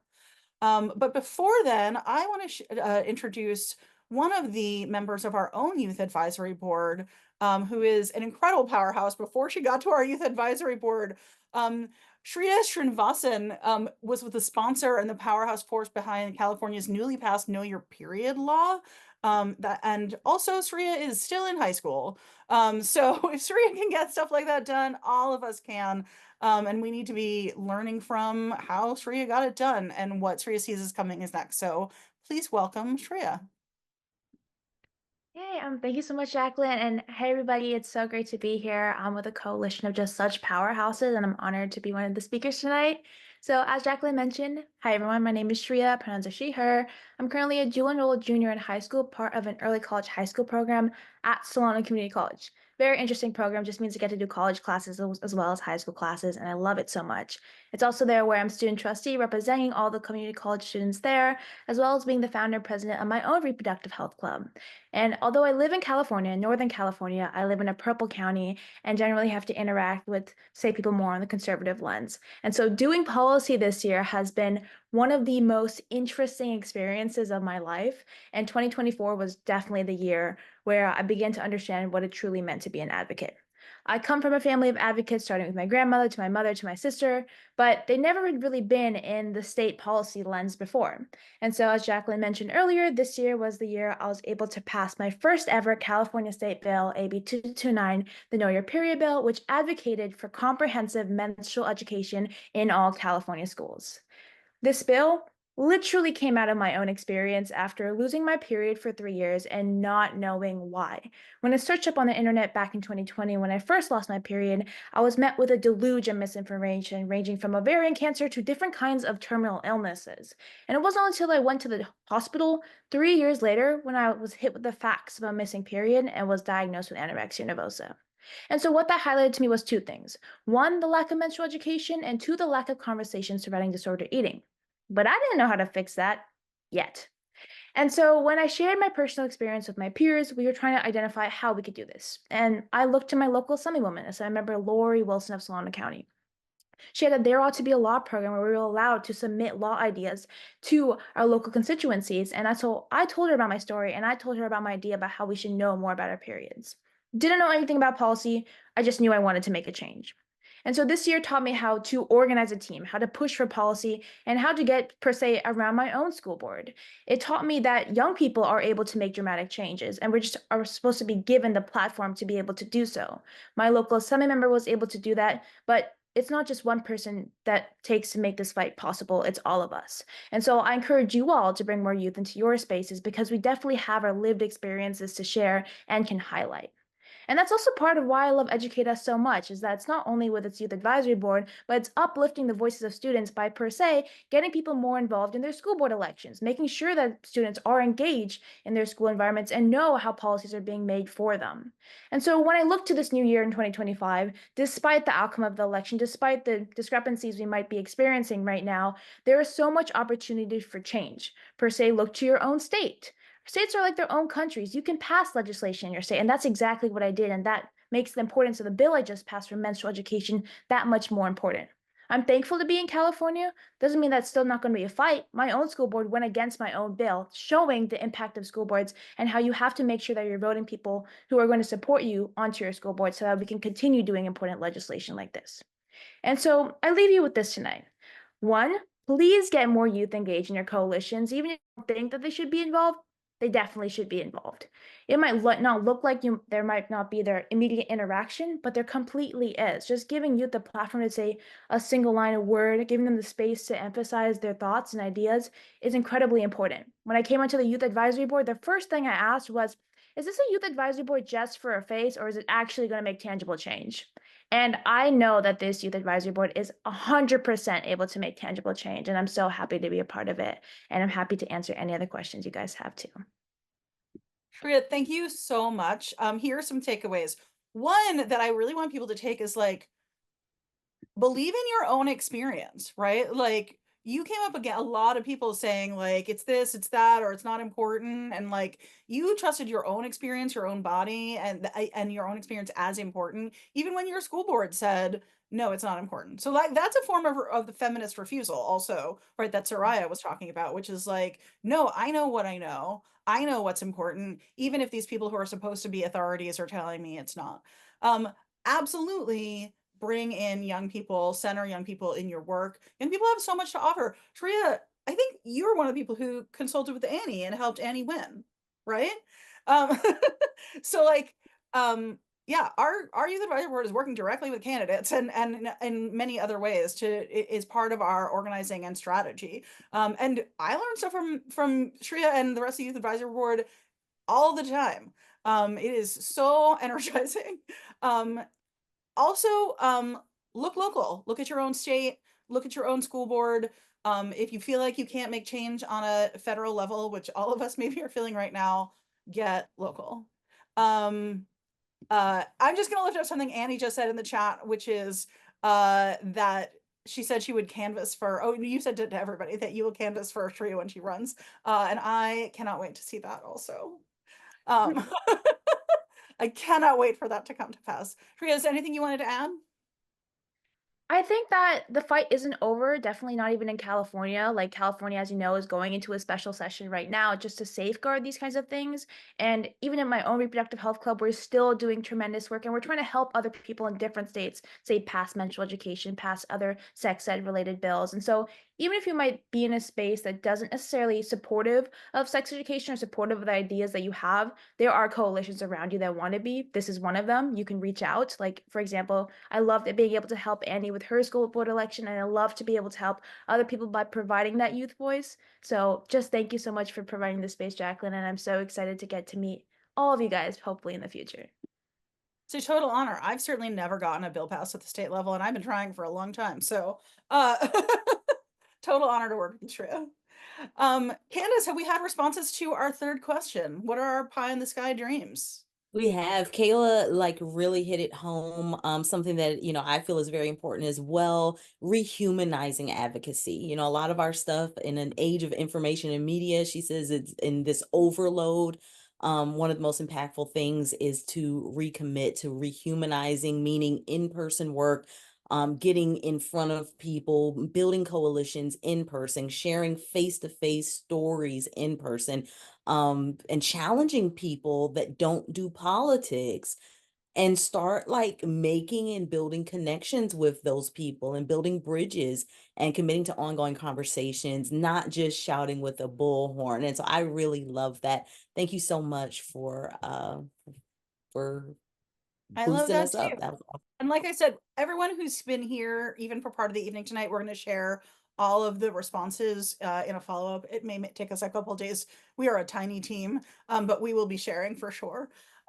We have two more powerhouse speakers who are going to bring this all home.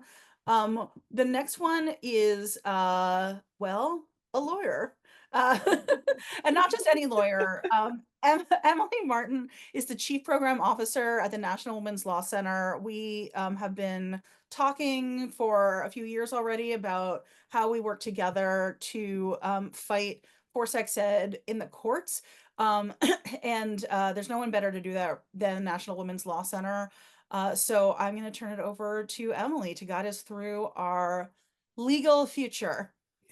Thank you. And thank you so much for letting me be part of this conversation tonight, where I have just been reminded in real terms about how part of the solution to this really hard moment in history is being in connection and in conversation, because I know today was one of the days that felt really heavy, felt really tired. Like, can I keep moving? Can I keep slogging through? And being in this space and feeling inspired and feeling the connection of ideas and of people, it's exactly what we need as a nation in this moment. So I'm glad to be in this space with all of you.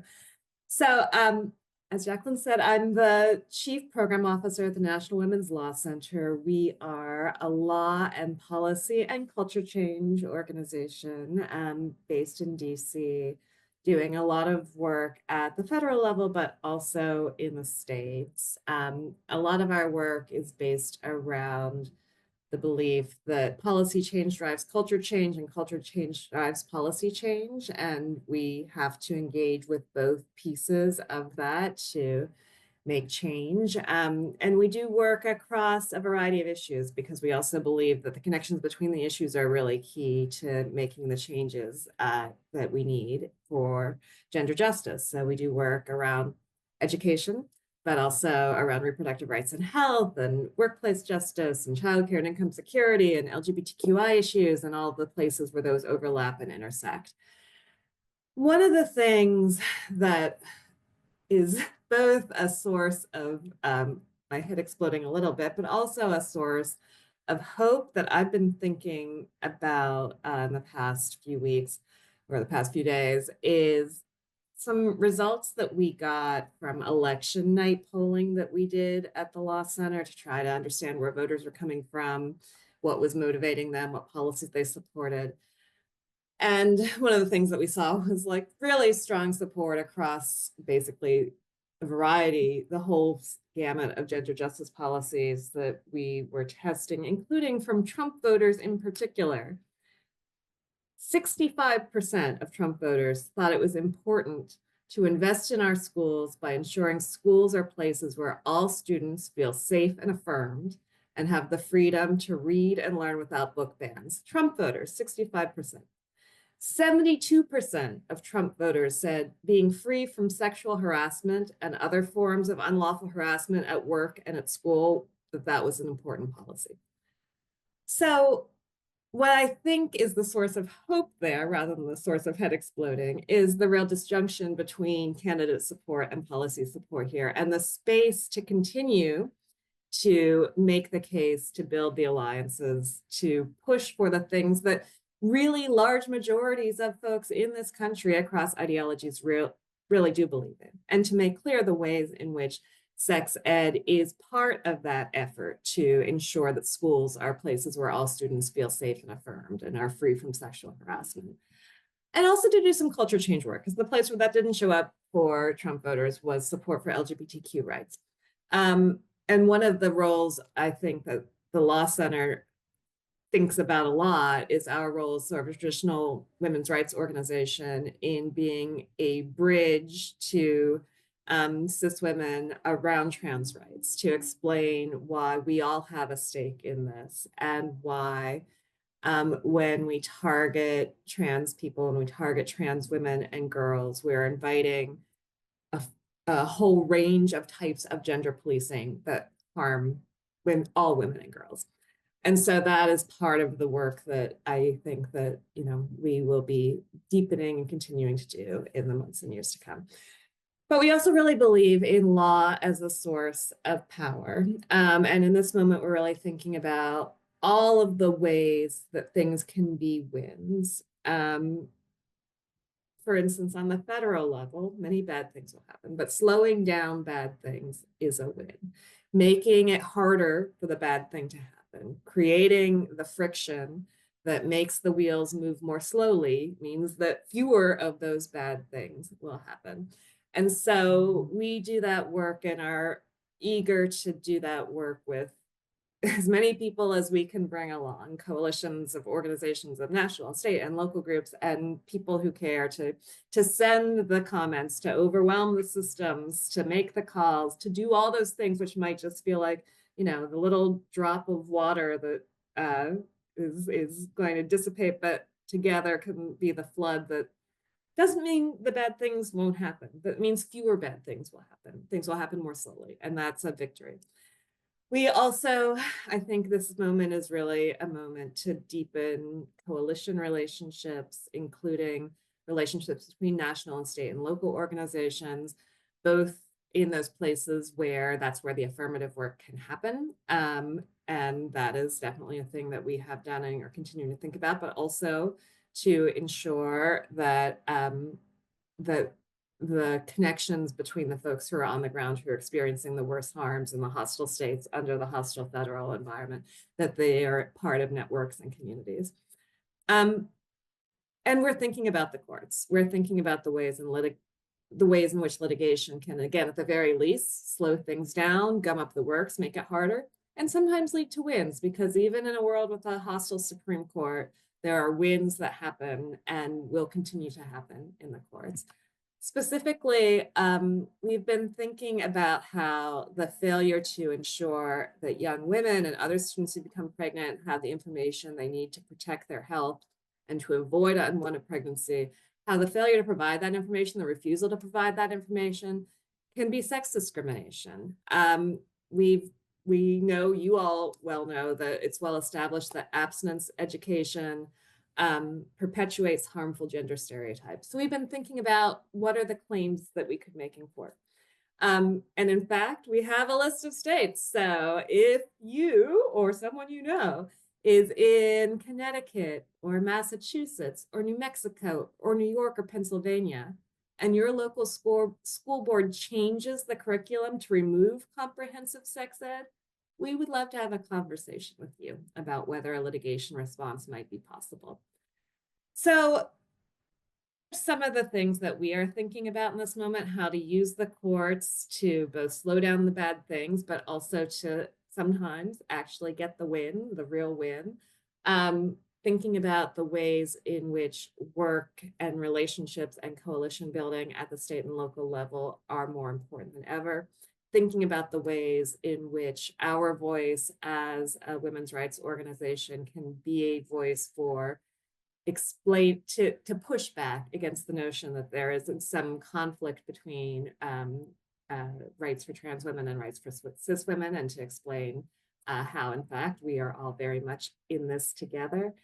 And to help bring together organizations that may be working on a piece of a puzzle, maybe working on abortion over here, or working on book bans over there, to make us stronger in coalition. So with that, I will hush. Chemaly, you did your own summary.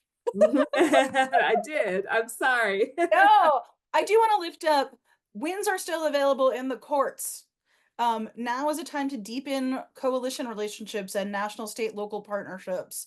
And slowing down bad things is also a win.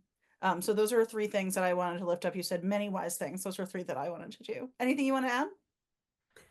The only other thing I will add that I've been reminding myself is that while there will be bad things, there will also be opportunities that we cannot predict. Not all of the surprises are going to be bad surprises. Yes. And I think that's important to remember, that we do not know what will happen. And And that means that there is a lot of possibility that still remains. Great. And Emily, just FYI, I just saw somebody who may want to get in touch with you about a potential case. So I will be connecting you tomorrow.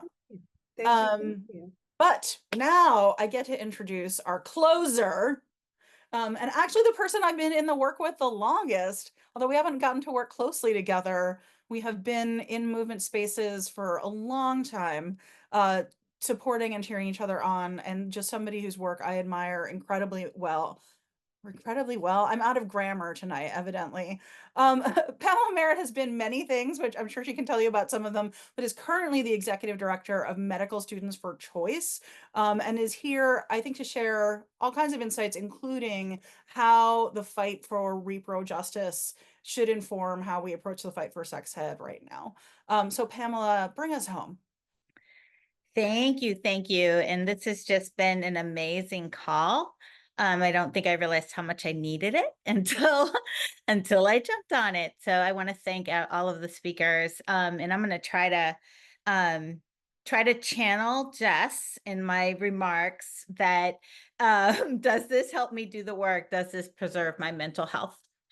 So first, let's remind ourselves that what was true on November 5th, and about what was true on November 5th and what we know to still be true today. So science is real. Sex education is essential to public health and thriving families and communities, and abortion is healthcare. Facts aren't altered by popular vote. And as a Black woman, I know that if my humanity were put to a popular vote in my home state of Missouri, it probably wouldn't hit 50%. Yet here I am, still I rise, worthy of human rights, dignity, and respect. So I am a reproductive justice activist and organizer, and I do have some thoughts on what organizations and people need to do now and in the near future. So number one, every single organization working on sexual and reproductive health and rights needs to review strategy, messaging, and organizational posture. It doesn't matter if it's a C3 or C4. We all need to take the time to evaluate the landscape, make adjustments, and recommit to our missions. What is our legal vulnerability? What is our risk tolerance? What is our funders' risk tolerance? How can we center marginalized folk in our work? All of those are important things to explore, and nobody is benefited by skipping over that task. Every single organization that participated in the election needs to do the same, and that goes for campaigns too. Yes, 7 different states passed abortion ballot measures. Those campaigns spent a combined $300 million to enshrine some abortion rights, establish the state's right to interfere in healthcare at viability, and left youth and people needing care later in abortion behind. The bare minimum owed to their colleagues is an explanation of how we somehow managed to establish a clear mandate for abortion access, but gave white women voters leave to vote for a fascist and his minions. Number 3, the movement for reproductive health rights and justice is long overdue for a reckoning, and we're not used to that. That shouldn't be scary. We can and must have courageous conversations to meet the challenge of fascism in America. Our movement spent 50 years agreeing to disagree just because we had to survive each legislative cycle during the time of Roe. So we don't have a tradition of debriefing and postmortems or accountability. But I'm here to start one so we can learn from the past and do better going forward. We must resist calls to take action for action's sake. Let's pop before we act. What's the purpose? What are the desired outcomes? And what is the process? And number 5, right now, in the immediate aftermath of a monumental catastrophe, we need to rest. We need to hydrate. We need to step away from the drama for a spell to reconnect with nature and family and community. We need to laugh because that is revolutionary. We need to find joy because that's the antidote to hateful, regressive, thuggish white supremacy. We need to nurture community because we need each other now. We need to establish safety protocols and plans because the threat is real. We need to prepare to pace ourselves and encourage others to do the same. And I think we should all go ahead and celebrate being on the right side of history. Thank you, every single person on this call and the organizations you represent, for being decent and kind and gentle and compassionate. Thank you for your outrage, your anger, your disgust, and feminist refusal to tolerate oppression. Thank you for your work and dedication, and thank you for sex ed. I am committed to the long game. Medical Students for Choice is committed to the long game, and I look forward to making good trouble and organizing towards liberation with all y'all. Thank you so much. Pamela, thank you. I'm just gonna do because of what I've been doing, but I feel like saying things after that is almost undermining how powerful that was. But I do want to lift up a few things. No one benefits from skipping over review and accountability and reckoning, even with our wins and the impacts that maybe we didn't expect them to have, but they had. Or maybe we should have expected them to have, but they had. Either way. So reckoning doesn't have to be scary. We need to just know how to learn from the past and do better. No more action for action's sake. Anyone who organizes with me knows that I rail about this all the time, so I'm never going to miss a chance to say that. We have to have a theory of change. We have to have a plan. We have to have an analysis. We have to have a safety plan. We have to listen to stakeholders before we move. And yeah, rest, hydrate, reconnect, prepare to pace ourselves and also to take care of each other, and celebrate being on the right side of history. I love that so much. Is there anything you want to add?